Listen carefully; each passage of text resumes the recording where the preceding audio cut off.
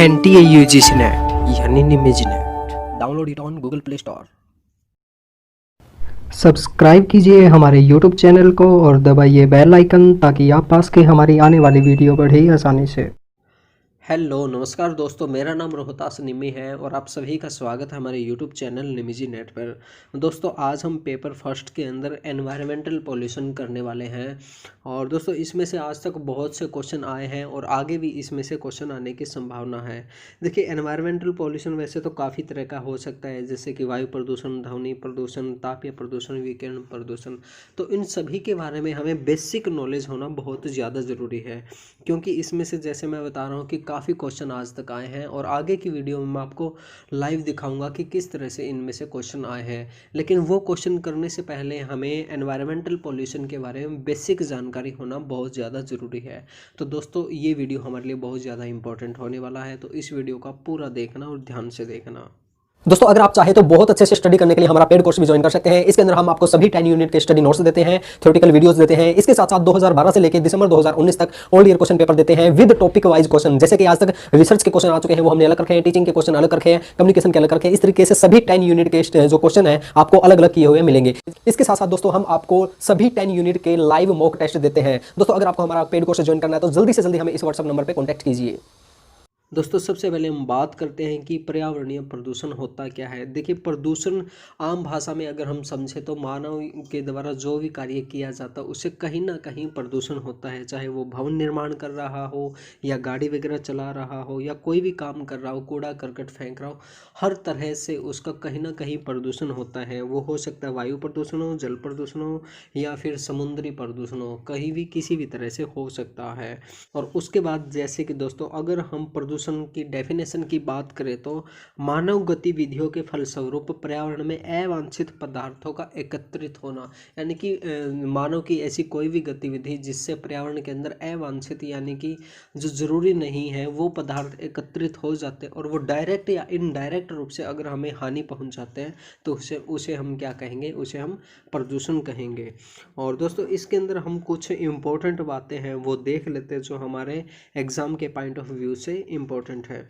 अब दोस्तों बात करते हैं हम वायु प्रदूषण की। अब देखिए वायु प्रदूषण हम सभी को पता है कि वायु प्रदूषण ज़्यादातर जो हमारी चिमनी है और जो उद्योग कारखाने हैं उनसे होता है, प्लस में जो हमारा भवन निर्माण है या फिर यातायात है उनसे होता है। और देखिए दोस्तों जो हमारा वायु प्रदूषण है वो मुख्य रूप से दो तरह का हो सकता है। एक तो होता है कणीय, यानी कि हवा के अंदर कण इकट्ठे हो जाते हैं, यानी कि जैसे हम क्या कहते हैं, स्मॉग कहते हैं और हमें कुछ दिखाई नहीं देता, तो उस तरह का होता है। और दूसरा जो होता है दोस्तों वो होता है हमारा गैसीय प्रदूषण होता है, यानी कि हमारी हवा के अंदर जहरीली गैस भर जाती है तो उसे हम क्या कहते हैं, गैसीय प्रदूषण कहते हैं। और इसमें जैसे यहाँ पे कुछ एग्जाम्पल भी दिए हैं, यहाँ से आप अच्छे तरीके से समझ सकते हैं कि कणीय प्रदूषण क्या होते हैं। और इससे दोस्तों जैसे कि हम कणीय प्रदूषण की बात करें तो जैसे कि औद्योगिक कारखानों से निकलने वाला धुआं, घरेलू धुआं है, उनसे काफ़ी कणीय प्रदूषण होता है। और इससे दोस्तों जैसे कि हमारे फेफड़ों के काफ़ी रोग होते हैं, अस्थमा हो गया, कैंसर हो गया और भी काफ़ी तरह के रोग इनसे हो सकते हैं। और इससे एक और चीज़ क्या होती है दोस्तों, सूर्य का प्रकाश कम हो जाता है, दृश्यता में कमी आ जाती है, यानी कि हमें दिखाई देना बहुत कम हो जाता है। तो ये सारी चीज़ें इसमें होती है। और इसके बाद में और भी आप यहाँ पे चीज़ें पढ़ सकते हैं, बिल्कुल आसानी से हमने इसमें दिया हुआ है। और आगे हम बात करें दोस्तों कण रूपी प्रदूषक के बारे में, कुछ और इम्पोर्टेंट बातें वो हम पढ़ लेते हैं। यानी कि पार्टिकुलेट पॉल्यूटेंट होते हैं, उनकी क्या खास बात है वो हम पढ़ लेते हैं हमारे एग्ज़ाम के पॉइंट ऑफ व्यू से। अब देखिए एक बार इसमें से क्वेश्चन आया था दोस्तों, पार्टिकुलेट पॉल्यूटेंट जो होते हैं उनका साइज़ क्या होता है, साइज़ के बारे में एक क्वेश्चन आया था। तो इनका जो आकार होता है दोस्तों वो क्या था, 0.001 से 500 UM तक होता है इनका साइज़। तो ये साइज़ हमें पता होना बहुत ज़्यादा ज़रूरी है दोस्तों, क्योंकि इसमें से पहले एक क्वेश्चन आया है। 10 UM से कम आकार के कण हवा की तरंगों के साथ बहते रहते हैं, जो कण 10 UM से बड़े होते हैं वो नीचे बैठ जाते हैं। ये चीज़ भी हमें पता होना चाहिए दोस्तों, ये हमारे कथन अभिकथन में आ सकती है ये चीज़ें। और उसके बाद में जैसे कि दोस्तों जो 0.02 UM से छोटे होते हैं उनसे वायु विलय अपना अस्तित्व बनाए रखती है, यानी कि वो वायु के अंदर घुले मिले रहते हैं। और हवा में तैरने वाले कणों को क्या कहते हैं दोस्तों? सस्पेंडेड पार्टिकुलेट मैटर कहते हैं। ये हमें पता होना चाहिए दोस्तों, कई बार एसपीएम की फुल फॉर्म भी वो पूछ सकते हैं। और ये जो है दोस्तों, इनका जो मुख्य स्रोत है वो क्या है? गाड़ी है, पावर प्लांट है, और निर्माण गतिविधि है, तेल रिफाइनरी है। तो इनमें से भी क्वेश्चन आ सकता है।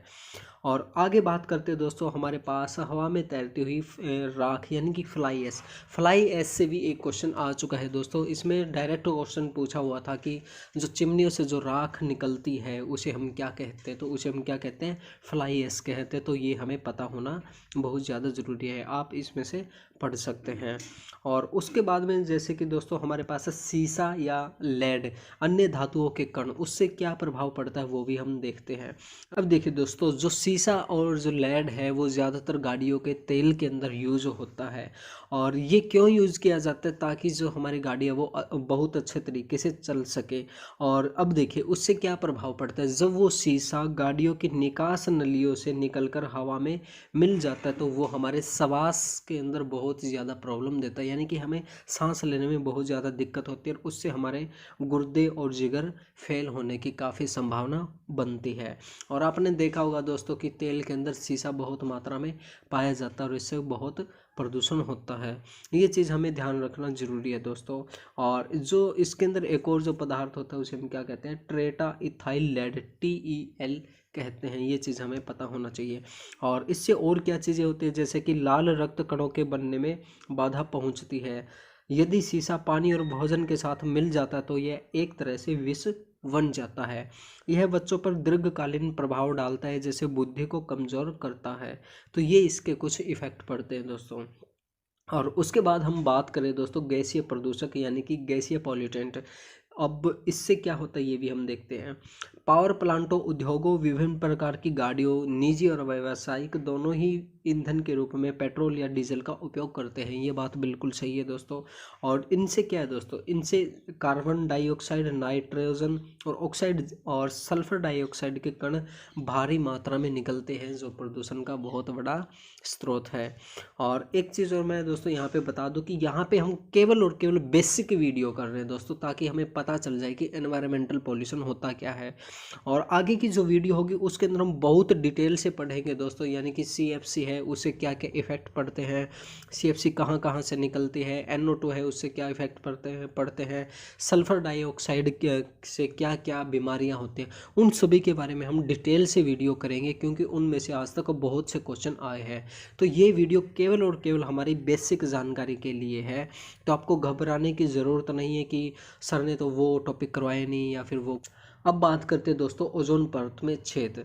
समताप मंडल में एक ओजोन परत होती है। तो सबसे पहला जो क्वेश्चन है हमारा यहीं पे बन रहा है दोस्तों कि जो ओजोन परत होती है वो कहाँ पे होती है? समताप मंडल में होती है।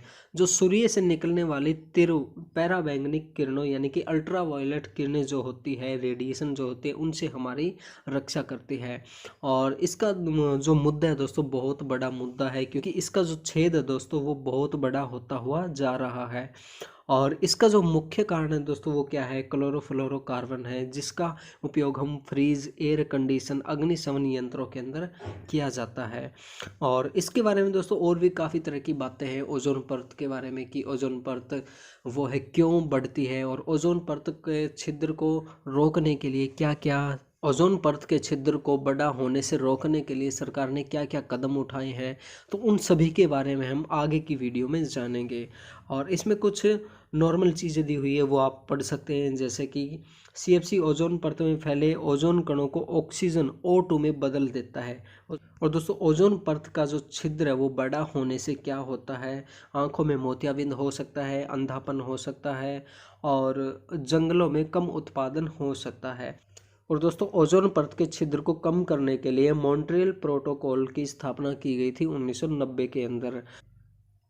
और इसके अंदर दोस्तों ओजोन परत को हानि पहुंचाने वाले CFC को पूर्ण रूप से हटाने का निश्चय किया गया था। और इसके बारे में हम आगे पढ़ेंगे दोस्तों। मॉन्ट्रियल प्रोटोकॉल कब की गई थी, इसमें कितने देशों ने भाग लिया था और उसके बाद क्या हुआ और किस किस पे नियंत्रण रखने की कोशिश की गई थी, ये सारी चीज़ें हम आगे पढ़ेंगे। और उसके बाद में दोस्तों हमारे पास भूमंडलीय ऊष्मन यानी कि हरित गृह प्रभाव। अब देखिए ये क्या होता है दोस्तों, ये हमें थोड़ा समझने की ज़रूरत है। अब देखिए जो हमारी किरणें सूर्य से आती है, ठीक है, सूर्य से हमारी पृथ्वी पर आती है और पृथ्वी से जब यही किरणें वापस दोबारा से एनवायरनमेंट के अंदर जाती है तो ऊपर क्या आती है कि एक लेयर बन जाती है। तो वो लेयर क्या करती है कि इन वापस किरणों को नहीं जाने देती, जिससे हमारा टेम्परेचर बढ़ जाता है। इसका जो एक मुख्य कारण है दोस्तों वो है ग्रीन हाउस। जैसे हमने देखे होंगे कि खेतों के अंदर एक तंबू सा लगा दिया जाता है और उसके ऊपर क्या होता है दोस्तों, एक पन्नी ढक दी जाती है। तो उससे क्या होता है कि जो वाष्प बनती है तो ये वाष्प ऊपर नहीं जाने देती। इससे क्या है कि हमारी जो पृथ्वी है उसका टेम्परेचर बढ़ता जाता है। तो इसे हम क्या कहते हैं, ग्रीन हाउस इफेक्ट कहते हैं। और इसमें काफ़ी तरह की चीज़ें दी हुई है दोस्तों, आप यहाँ से पढ़ लेना, बिल्कुल आसान है। और उसके बाद में जैसे हम एक बात करें दोस्तों, यदि इस ग्रीन हाउस इफ़ेक्ट को नहीं रोका गया तो दोस्तों 5% तक तापमान बढ़ने की आशंका लगाई जा रही है। अब पृथ्वी का तापमान बढ़ने से क्या होता है दोस्तों, हमारे जितने भी ग्लेशियर है वो पिघलने शुरू हो जाते हैं, जिससे हमारे समुद्र का लेवल है वो बहुत बढ़ जाता है और तूफान वगैरह आने की बहुत ज़्यादा संभावना होती है। अब उसके बाद दोस्तों जैसे हम बात करें ध्वनि प्रदूषण की। अब देखिए ध्वनि प्रदूषण में क्या होता है कि जो भी शोर हो रहा है हमारा, चाहे वो पत्थर के काटने से हो रहा हो या फिर लाउड स्पीकर से हो रहा हो, यानी कि इस तरह का शोर जो हमें अच्छा ना लगे, जो हमारे कानों को, हमारे स्वास्थ्य को इफ़ेक्ट करे, उसे हम क्या कहते हैं, ध्वनि प्रदूषण कहते हैं।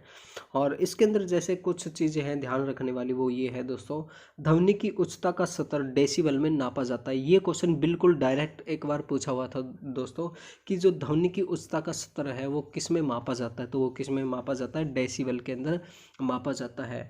और विश्व स्वास्थ्य संगठन ने ध्वनि का स्तर कितना निर्धारित किया, दिन के अंदर 45 डेसिबल निर्धारित किया और रात्रि के समय में 35 डेसिबल निश्चित किया हुआ है। और 85 डेसिबल से उच्च स्तर पर होने वाली ध्वनि हानिकारक होती है। ये 3 चीज़ें हमें पता होना जरूरी है दोस्तों। और एक हमें ये भी पता होना चाहिए कि किस में मापा जाता है, डेसिबल के अंदर मापा जाता है। तो यहाँ से 4 चीज़ें हमारी निकल के आ रही है। और इसके बाद में दोस्तों एक यहाँ पे टेबल भी दी हुई है, यहाँ पे भी आप देख सकते हैं कि जो हम बातचीत करते हैं तो उनका स्तर कितना होता है, 20 से 30 डेसिबल होता है। और हवाई जहाज़ उड़ाते हैं उसका कितना होता है, 90 से 120 डेसिबल होता है। तो इसमें से एक क्वेश्चन आ सकता है शायद कि जो हम बातचीत करते हैं तो वो कितने डेसिबल की होती है। तो ये चीज़ हमें पता होना ज़रूरी है।